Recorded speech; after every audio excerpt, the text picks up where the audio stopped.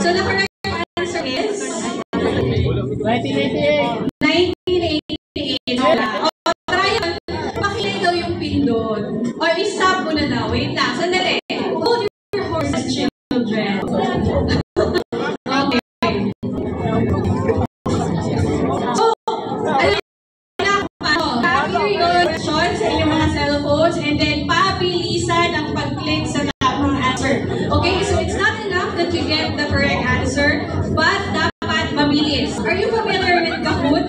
Yes! Ayun. So, magkaparehas sila. Si Kahoot kasi may limited number of participants. So, dito tayo sa quiz. Okay? Tignan natin. Kung start na ba?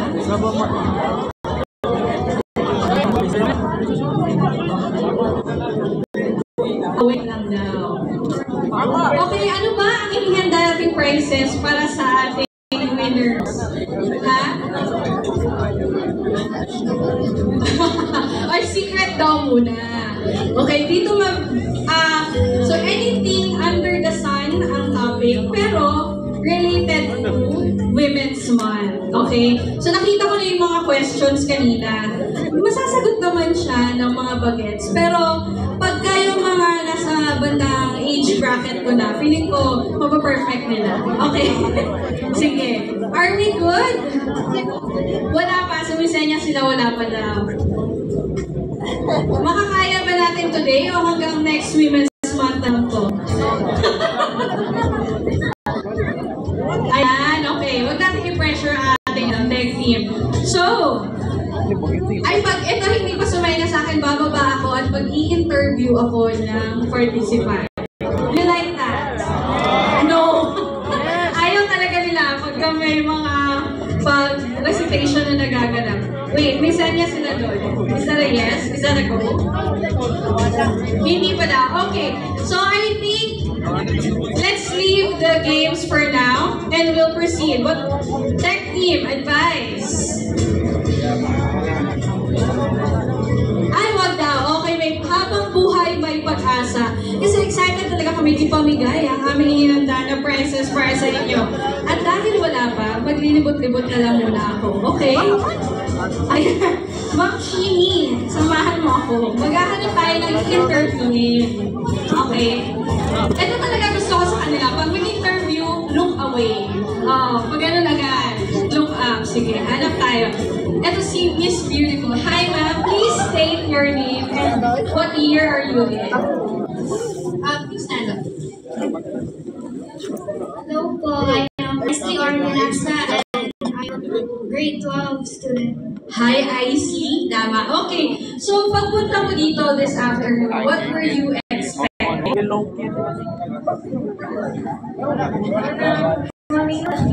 Maminaw lang. Tama naman, di ba? Maminaw. So, are you excited sa program natin later on? Yes po. Okay, very good. Very nice. So, mamaya tatandaan mo siya pang chili. Kasi may ibibigay tayo sa kanya. Let me please advise, baka maubos ko ng interview to lahat. 1 minute na. Alright. Punta tayo sa bandang likod. Kasi, akala naman nasa gitna, hindi sila tatawagan. Hi, ma'am! Please state your name and what year are you in? Year and course. Good afternoon, my name is Crystal Luis Maturan, third year college at BHS SHM. Hello. At Crystal, no? Hi, Crystal. So, how are you? How are you feeling this afternoon? Namumula na siya. Okay lang, no? Okay ka pa bago kita tinawag. Ngayon, kinakabahan ka na. Okay, what were you expecting to gain from after, during the, or joining this program?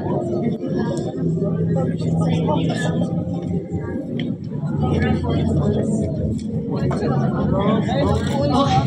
Lost for words sa si Crystal. Hindi na kita i-pressure, Crystal. Ang aking i-pressure na ay ang nasa technical team. Are we good? Okay. Thank you, Crystal. And thank you to IC. We will go back to the stage. So, paki-check. Nakakonect pa ba kayo?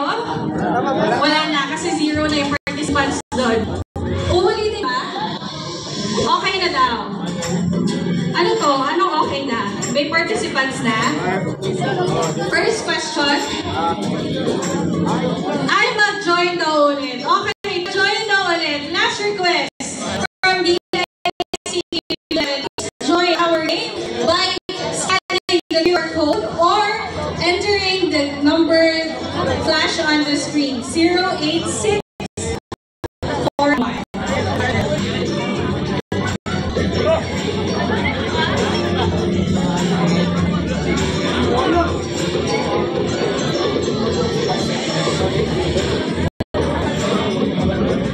Pangalag yung still up ni kuha. 120 yun kanina, di ba? So we will begin at 120.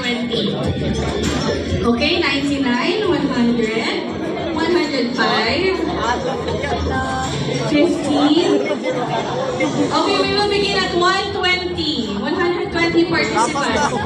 Tech team, sumobra na naman. 125. Start? Yeah. Alright. Question. Ito yung kanina. Women's Month in the Philippines is celebrated every March since Black. Oh, yun o. Mabilis na silang sumagot. Ayan.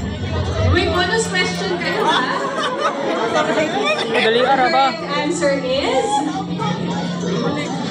Ayun. So, our top one is Bella Hadid. The correct answer is 1988. Now, let's proceed to our next question. Si Bella Hadid. Alright. The first female president of the Philippines. Full name and capital letters only. Okay, mabilis. Time's up. 106 na ang sagot. The correct answer is... Ano ba? Ay, naku. Corazon? And our... Okay, napalitan na ni Angel, si Bella Hadid. So, Corazon, si Aquino. Next question. Okay. Which singer's real name is Stephanie Joan Angelina Germanotta?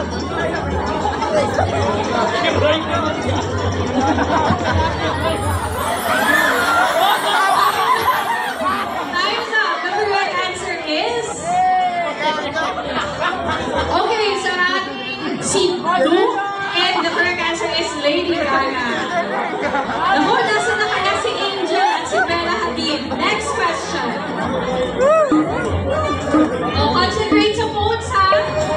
Pabilisan lang pindot. New recurring theme for Women's Month from this year to 2028. So I think this is referring to the national. Time's up. Our leaderboard, si Alexis, and the correct answer is We for Gender Equality and Inclusive Society. Okay, next question. Tingin sa cellphone. Known as the Iron Lady of Asia. 1, 2, 3, 4, 5. Only 7 or 18 were able to... Sobra naman sa sigaw. Okay, si Alexis pa rin. Natin yung consistent natin ang top 1. And the correct answer is Senator Miriam, the late Senator Miriam Defensor Santiago. Okay, next question. Tingin sa cellphone. Which Disney princess joined the military? Oh. Yung mga ka-age ko, alam yan. Okay, tingnan natin kung si Alexis pa rin ba. Pati nga ng leaderboard, we have si Alexis pa rin, followed by Angelo. And the correct answer is Mulan. Alam, hindi ano. Actually, alam nila, dami lang sagot eh. Okay, si Merida at si Buwana, saan kaya ang pandas niyo?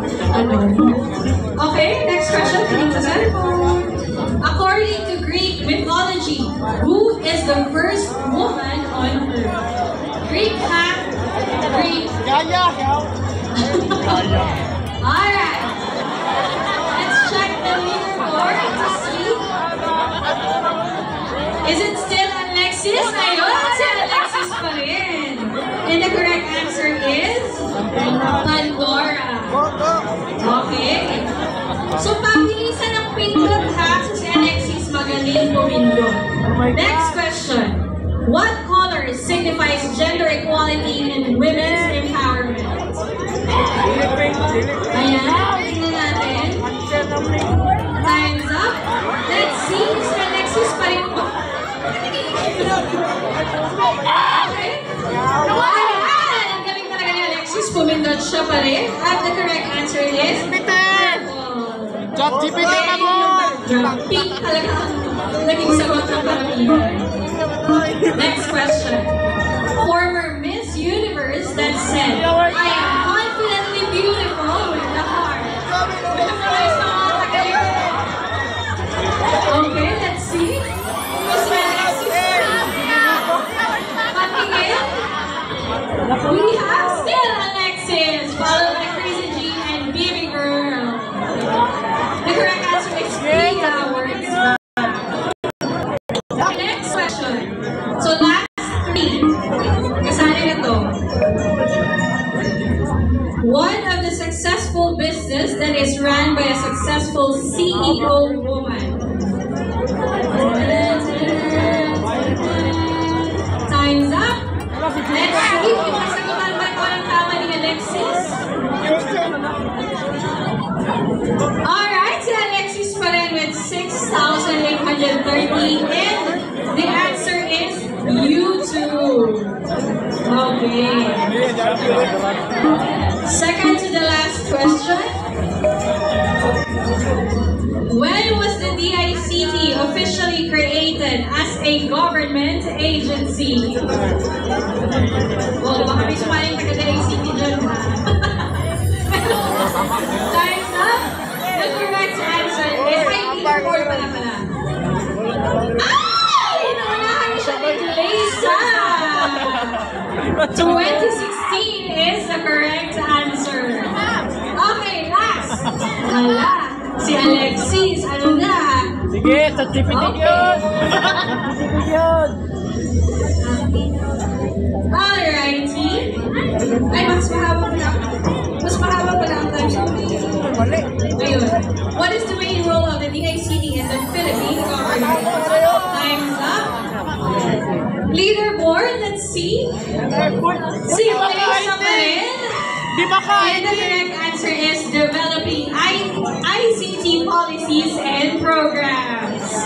Alright, can we see who garnered the most number of correct answers? So we will be having the top 1, 2, 3, and 4. Tama? That is the last question. Yes, we want to end the quiz. Ay. No. Okay. Sige, so habang nilidetermine nila, nag-enjoy ba kayo? Ano yun? Parang hindi ko nagustuhan yung sagot. Nag-enjoy ba?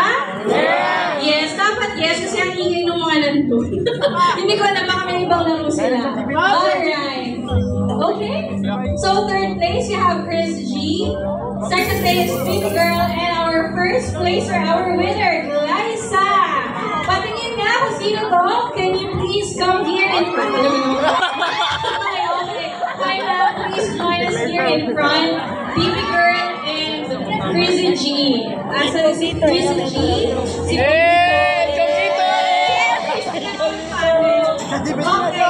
Okay. So, ano po ang yung...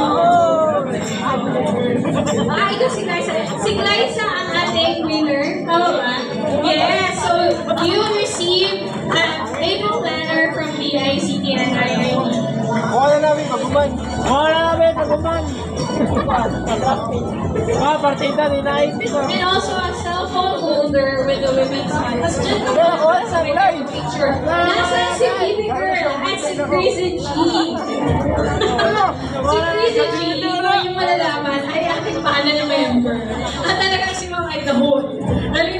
can you join us here please? At si Baby Girl. Asan ba si Baby Girl? Baby Girl, are you here with us? Ay, wala na may gusto umamin kasi Baby Girl ang pangalan. Hindi naman na kayo i-judge kung Baby Girl talaga kayo. Ayun, bakit ako matay? Teka, ayun mo na naman. Ma'am, congratulations. Okay, so, what's Baby Girl? Going once, going twice. Okay, so, punta tayo dito for mga picture. Congratulations.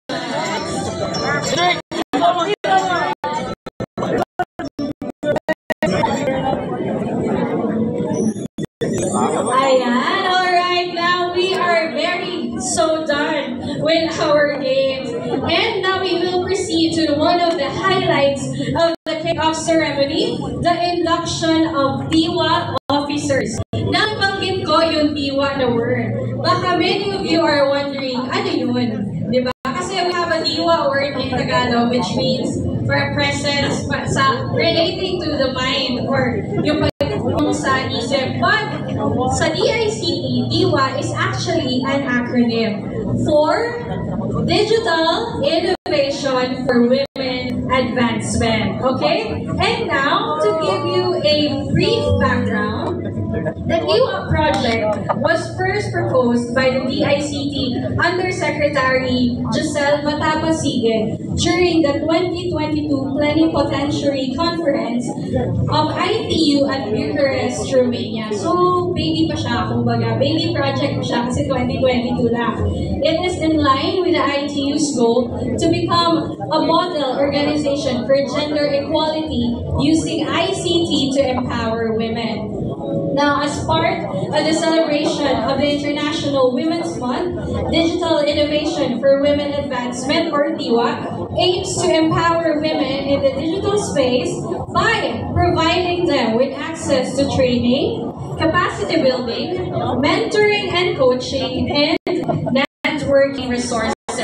Now, the primary goal of this is to enhance women's participation in the digital economy while bolstering digital skills and knowledge and support their leadership and entrepreneurship in the field. In 2024, the DICT-11 conducted 3 DIWA activities. So the first one was during the celebration of the National Women's Month. Ayun po, makikita niyo sa picture. It was joined by women representatives coming or representing different sectors. And they engaged in meaningful discussions, raising issues and concerns, and then later on, finding out actionable items. Now, last August 30, 2024, we have conducted the second leg of the DIWA, which is a follow-up dun sa first na DIWA. Now, during the second leg of the DIWA, we have follow-up or ano na, yung mga naging progress dun sa mga nakita natin or na-identify natin na issues and concerns during the first DIWA. And at the same time, we have elected our DIWA officers. So that time, we have elected the chairperson and the vice chairperson of the DIWA, which is Ms. Rina Faye Sumarago and Ms. Sharon Lelo Mantas, respectively. Now, consequently, Ms. Rosalie Viala was appointed as the secretary. Now, I said earlier that we did 3 DIWA legs. So the third leg was done at the Davao del Norte State College, where primarily the attendees were the students. Ayun. So for this year, this is our first DIWA. And to make it more special, we will be having the induction of officers. Alright? And today, in front of our body, our guests and participants, we will be having the induction of DIWA officers. Can I call on our DIWA officers chairperson, Ms. Rina Faye Sumarago, Vice Chairperson Sharon Lelo Mantas, the Information Technology Officer of the City Government of Davao, and Ms. Rosalie Viala, and our inducting officer is none other than the Regional Director of the DICT Region 11, Director Eva May C. De La Rosa.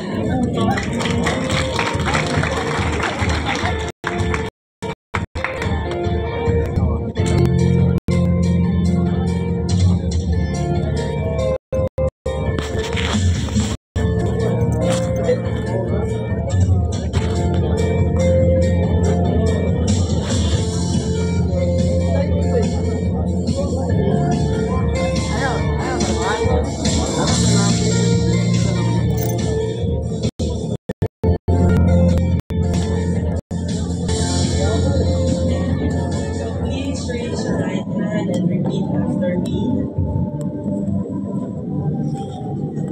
I state your name. I, having been elected or appointed of the Digital Innovation for Women Advancement, DIWA. Do affirm that I will faithfully discharge the duties and responsibilities of my office.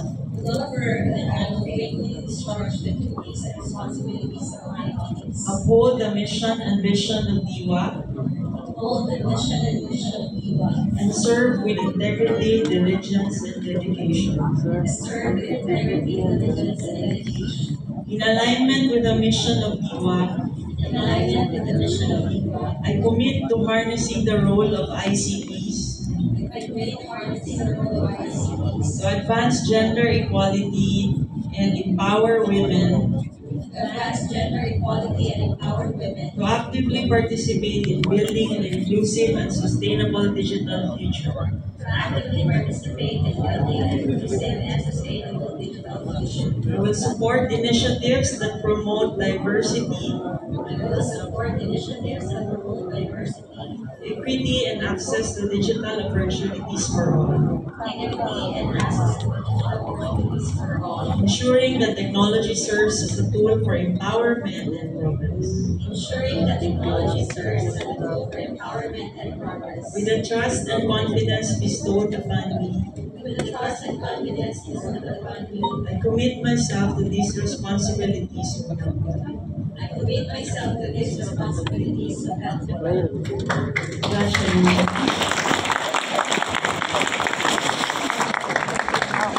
A photo opportunity and a congratulations to our newly inducted officers of the are vital in driving forward the mission of gender equality and empowerment. And now, at this juncture, let us hear a message coming from the inducting officer and the regional director of DICT 11, our ever beautiful regional director, Director Eva May C. De La Rosa. Thank you to the beautiful MC. Diba, libalos na ko, no? Maayong mundo or hapon ka natong tanan. Happy Women's Month to all.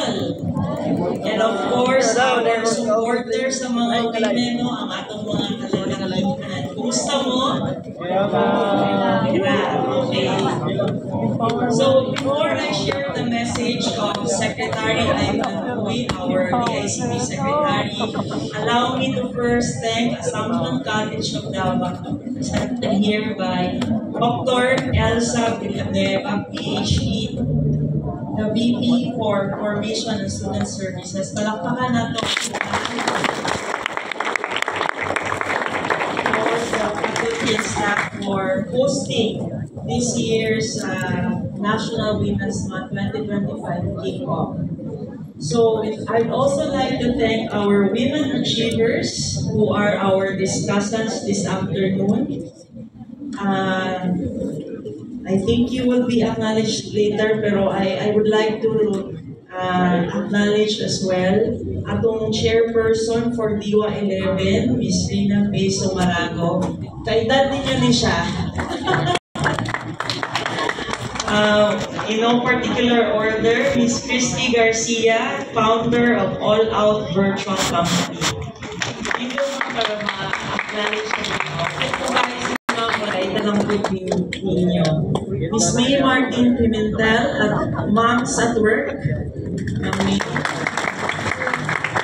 Dr. Janet Banluta, PECE, of Shelter Tech and Ateneo de Davao University. Miss Jansa Joy Amores, of ACT. Ako po na po estudyante ganyan. Okay, and Miss Sharon Lomantas of the Local Government of Davao. Our friends from the private sector, we have here ICT Davao, represented by Ma'am Michelle.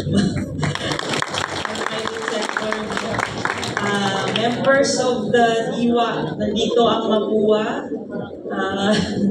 Mapua din kasama, ma'am. Okay. And, sorry, nakalimutan ko kanina yung tanong. And of course, our fellow public servants who are also members of DIWA, the Bureau of Jail Management and Penology.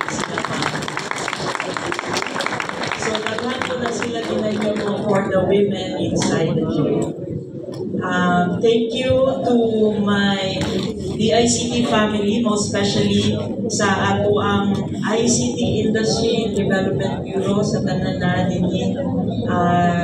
Thank you for making this 2025 National Women's Month Kickoff a success. Palakpakan natin sila. So, let me share to you the message of our beloved Secretary, Ivan Jan Uy. And I quote, "The Philippines has long championed gender equality, but this year we mark milestones that reinforce our commitment to breaking barriers and ensuring every Juan and Juana are included in the march toward progress." For the Department of Information and Communications Technology, gender equality is a necessity.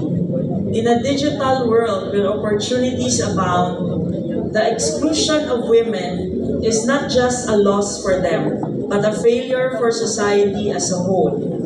Digital transformation must be inclusive, ensuring women and other disadvantaged sectors have the tools, knowledge, and platforms to seize opportunities in the ever-expanding digital economy.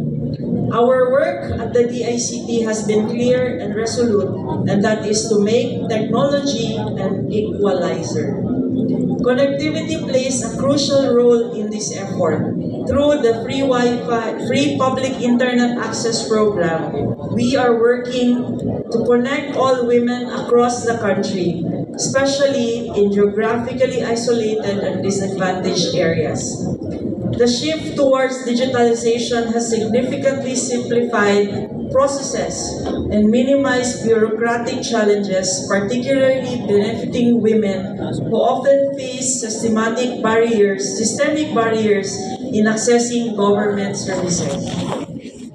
Through DICT's e-governance initiatives such as eGov.ph app and eLGU, we have transformed government services to be more user-friendly, transparent, and efficient.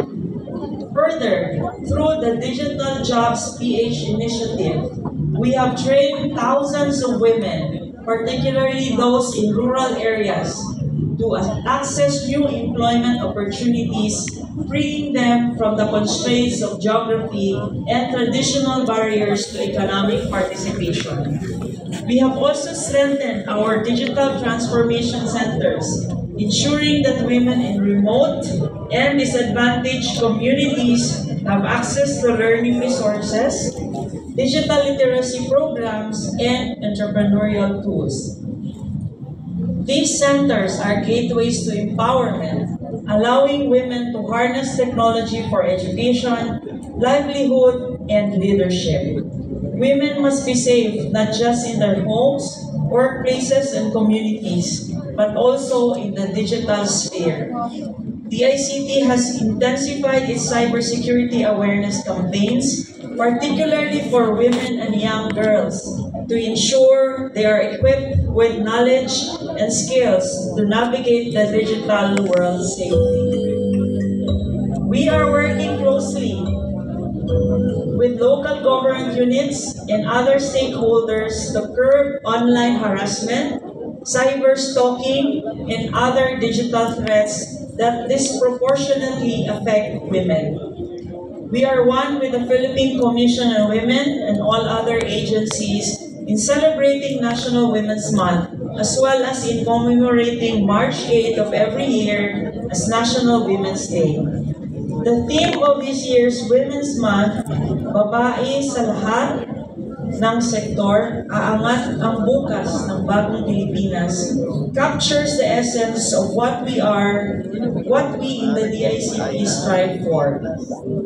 A truly inclusive nation is one where women have the power to shape their own futures.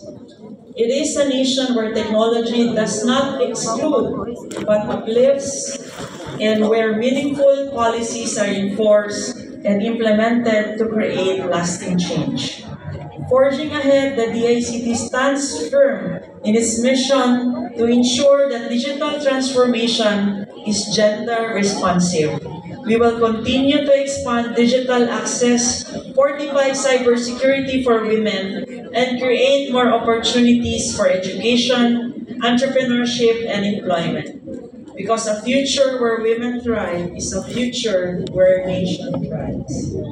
To every Juana who has broken barriers, to every advocate who fought for rights, and to every ally who continues to champion gender equality, this is our shared vision. And together, we will build a bagong Pilipinas where no woman is left behind. Unquote. I pray that the DIWA officers and members and all who are here will be one with the DICT in advancing the use of ICT, especially by women and girls, labi na katong mga naadinhi karon, no?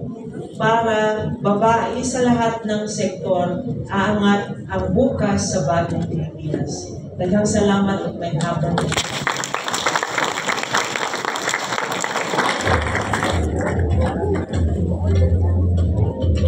Thank you so much to our Regional Director, Director FMAC De La Rosa. And now, to our elected and appointed officers, we are excited to see the great initiatives you will champion. And to our audience, let us show our support to our incredible leaders.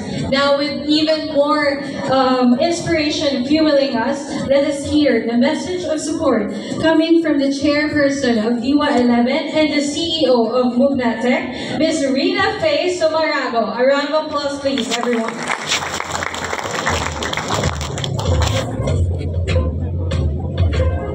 Hello! I think you're kind or before that.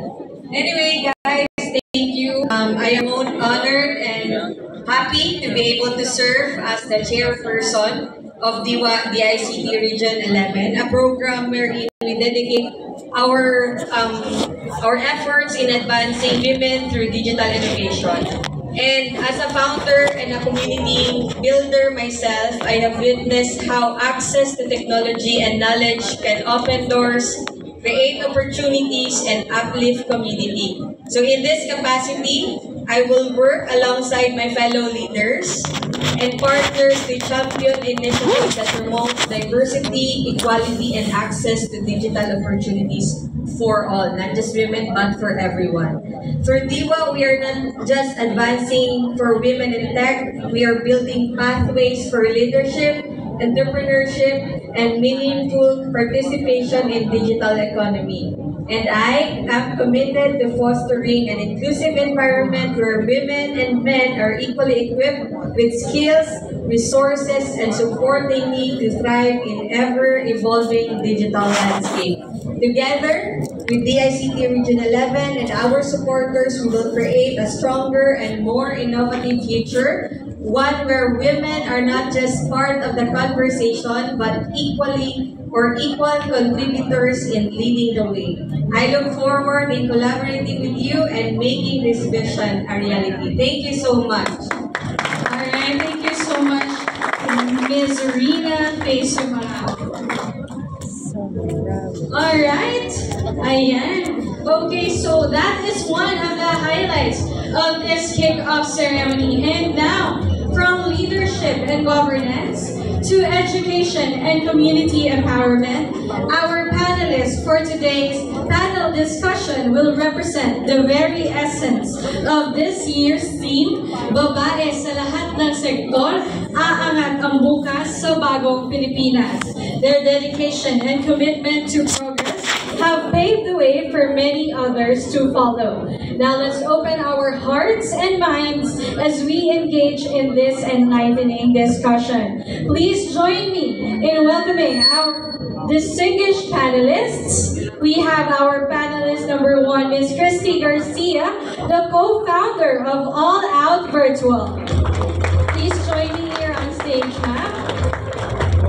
Our panel member number two, Dr. Janice L. Baluta, the CEO of Shelter Tech, a company engaged in solar and auxiliary systems in the Department of the Ateneo de Davao University. Our panel member number three, Ms. May Martin Pimentel, founder of Moms at Work, a startup tech company, and she's also a HR director of Iricon Marketing, an e-commerce US-based company. And panel member number four, Ms. Sharon May Lumantas, the Vice Chairperson of DIWA and the Information Technology Officer of the City Government of Davao. Panel member number five, Dr. Elsa Villanueva, the Vice President for Formation and Student Services of the Assumption College of Davao. And panel member number six, joining us, coming from the Assumption College of Davao, our student leader, Ms. Jansel J. Amores. At yes po, RD, student talaga. Ayan, and syempre, joining me as the moderator. Okay ka na ba dyan? Kasya ba kayo? Kasya ba kayo? Talaga naman. Thank you so much. Alright, may mga mic na ba? Okay. Hello po, mga ma'am. It's my honor to be moderating this panel discussion with this, akala ko si Senator Miriam na Iron Lady, but feeling ko kasama ko ang mga Iron Lady of Asia or Davao region. Okay?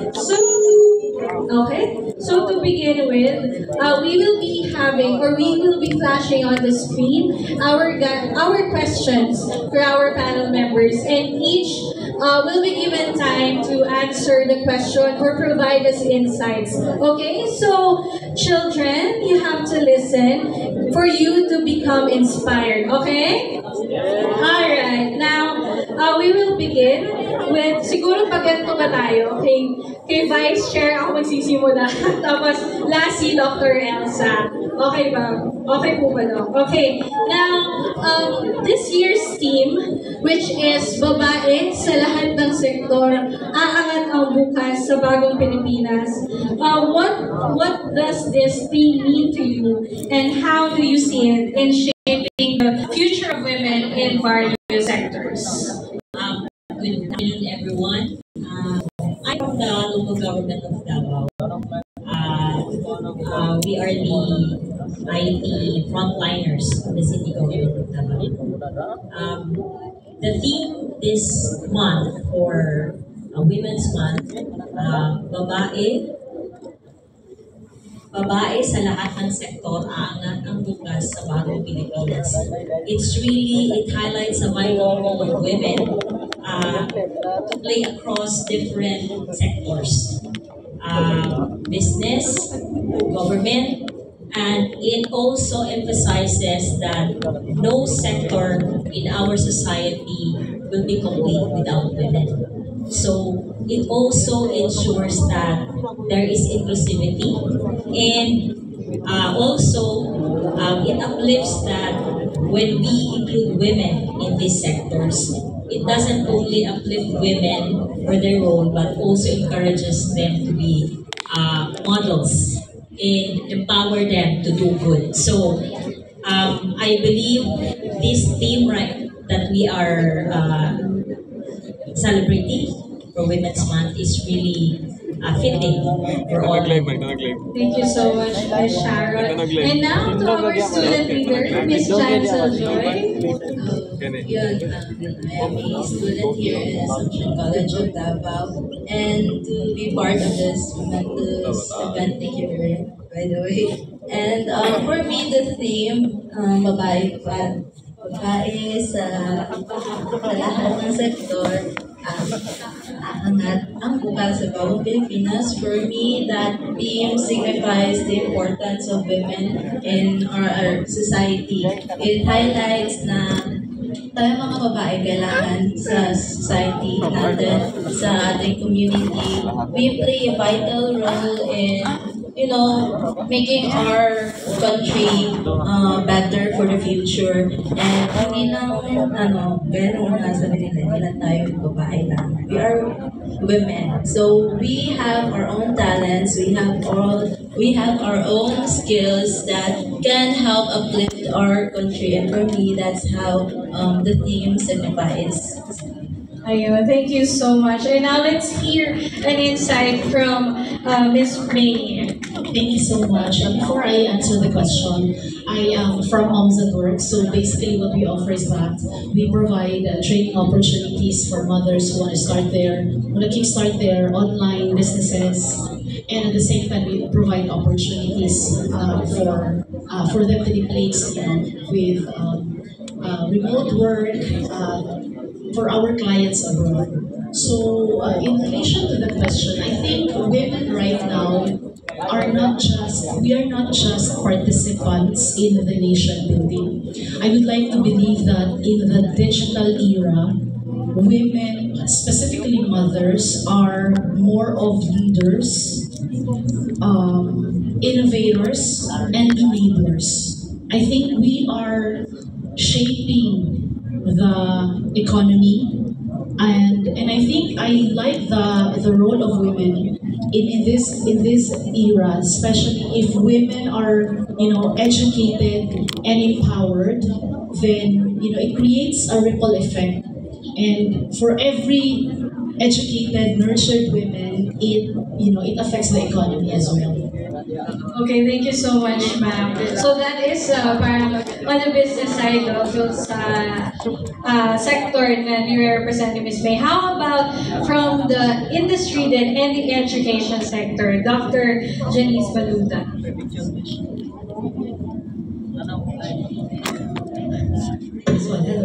Yeah, hi, good afternoon.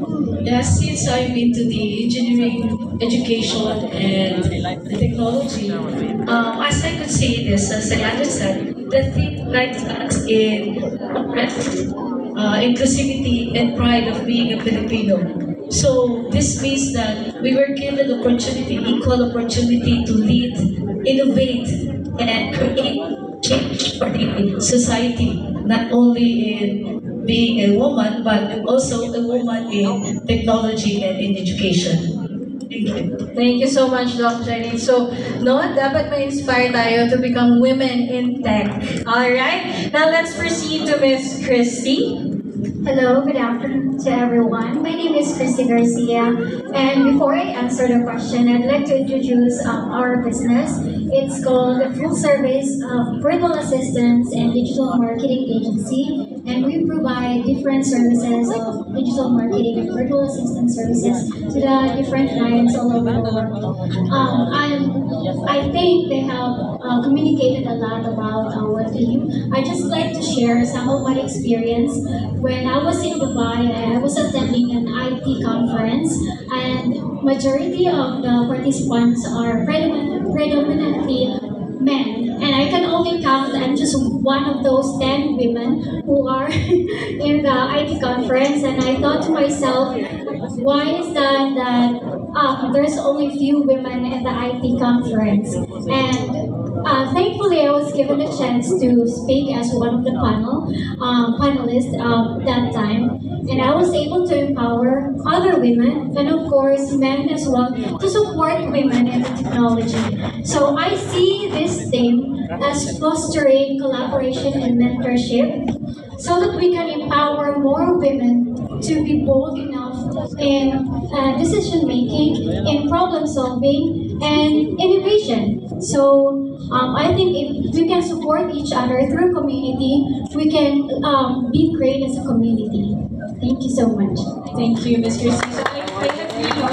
Because in STEM or kahit sa tech, it's always predominantly men yun nandun sa ganun na industry. And now, we are gearing towards women na din na nagiging leaders on that sector. Now, we'll move on to Dr. Elsa Villanueva. Okay, so good afternoon. Being an educator, and I've taught also gender courses here in ACT. I looked up one of the websites or article which discussed about yung Bagong Pilipinas. So this is one of the banner of our president currently. And ang sabi kasi dun sa article, sa Bagong Pilipinas, there should also be a change in the mindset. When we look at how women in the society, we should change our mindset and change the values also of the people, because we cannot just say that yung babae sa lahat ng sektor ay aangat if that similar mindset, that traditional mindset remains in us. And that is how we can lift them to that state, no? And that's what I'm saying. And if we have that changed mindset, that's why education is one of those tools that would consciously make our students here aware of what can we do as male and female in this context. So if there is a change in this so-called mindset, and I would believe yung pag-angat ng babae at makakontribute sa Bagong Pilipinas would be possible. And even going through those different careers would be possible because that change mindset that would allow them to go to different spheres. No? Kaya nga sabi natin, inclusivity. And that's how I look at it, yung tema natin ngayon. So good afternoon. Thank you so much, Dr. Alexi. So yun, no? Take note of that. A change or a shift in a mindset is very important in ensuring na mapapanagutan natin yung ating team, not only during the Women's Month, but in every day. So we are expecting the women here joining us this afternoon will be someday our trailblazers or our champions in the, not only in the tech industry, but in any other sector they wish to venture. Now, in a connection to our first question, nabanggit kanina yung nation building and the role of women in different sectors. In what ways do you think that women significantly contributed to nation building across different fields? So maybe, I think, give us a highlight kung saan kayong field or sector nandoon, and then give us a point in which nakita natin that women really play a crucial role in the nation building. Let's begin with, doon naman tayo, kay Dr. Villanueva naman tayo. Ayan. Okay, sige. Recently, I attended one event, and that is Educators Forum for Development. In that conference or summit, that those were attended by teachers, no? And then I realized when there's an information dissemination in terms of how teachers, because I'm a teacher, no? Teachers, which I mentioned earlier, can really change the way people look at things, no? So, yung role ng babae bilang mga edukador, though sabi natin they're already male, no? May mga lalaki na naman sa edukasyon, but it's predominantly female pa rin siya. So, yung role na yon na they are actually performing the dual role of being a mother, a parent in the educational sector really contributes a lot. Because the bias, no? Na, di ba, mas pasensyosa yung babae. Yung role niya na nandoon siya sa education really contributes a lot. No? Yung pag-educate niya patiently to students actually contributes a lot to nation building. That itself is, for me, yun ang pinakamalaking naging contribution niya. Thank you so much, Dr. Villanueva. I totally agree. Kasi yung pagiging naturally nurturing ng mga babae, yun yung naging na-adapt nila, especially in the education sector. Nakalimutan kong banggitin pala kanina, no? Na i-emphasize yung sabi ni Dr. Elsa Villanueva na education is a very important tool. Kasi nowadays, I think, isa siya sa mga sector na hindi na masyadong nabibigyan. Unlike nung dati, sa mga, parang ka-time ko pa, na parang, uy, dapat, graduate ka na ganito, ganyan. O, mga time natin, ganyan.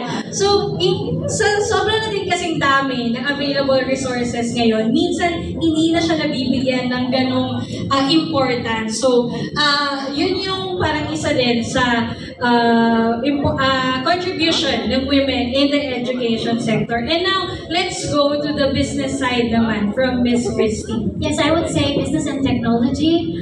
So I'm very much familiar with Canva, and I know you are all familiar with Canva, right? So raise your hand if you are familiar with Canva. Okay, so I know most of us are using Canva, but do you know that the founder of Canva is a woman?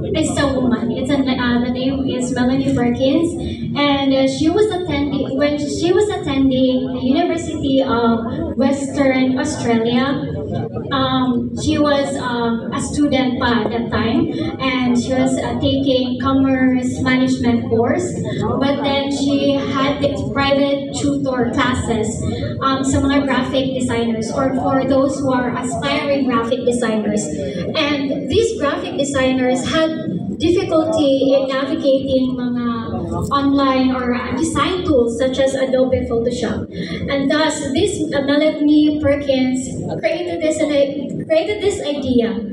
Bali na problem solving siya. How to make your life easy. Like how to make the design easier for you. So, with this idea, kahit hindi siya yung technology na person because she was commerce na student that time. But since nakita niyo yung problem and she was able to come up with a solution, that's why we are using Canva nowadays, because of this one woman who is solving the problem of the design industry. And so, if we are going to step up and provide solutions to the current problems, we are going to impact the world, or the universe rather. Wow! Miss Universe na talaga. Thank you so much, Ms. Crisino, for providing that very specific and concrete evidence that in tech and business industry, women are really trailblazers. Imagine developing a problem into becoming one of the world's largest business model, which is Canva. Tapos na-solve niya talaga ang solution. Kasi even me, na hindi marunong mag-design, na walang creativity sa katawan, makakagawa ka ng backdrop, makakagawa ka ng banner, all because